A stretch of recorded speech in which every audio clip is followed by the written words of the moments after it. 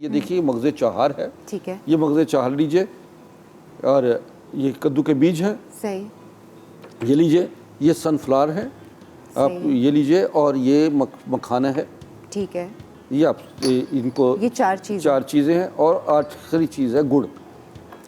ठीक है, इन चीज़ों को इनको हम वज़न ले लीजिए और इनको बाकायदा ग्राइंड करके या साबुत भी आप इसको खा सकते हैं। अच्छा। सुबह के वक्त में तकरीबन आधा चम्मच जो है ये सब चीज़ें लीजिए और है। ये ख़ास तौर पर जो है मखाने, ये एक ऐसा सुपर फूड है कि जो आपको ब्रेस्ट कैंसर में बल्कि सारे हर किस्म के कैंसर में आपको ये सुपर फूड जो है कैल्शियम, सोर्स ऑफ कैल्शियम भी है जी, कैल्शियम बिल्कुल एग्जैक्टली। और इनको बाकायदा सुबह निहार आप एक चम्मच इनको सबको ग्राइंड कर लीजिए और एक खाने का चम्मच सुबह निहार गुड़ समेत आपको ग्राइंड करना है, सही है। और गर्म पानी के साथ आप लीजिए और इसी तरह शाम को लीजिए।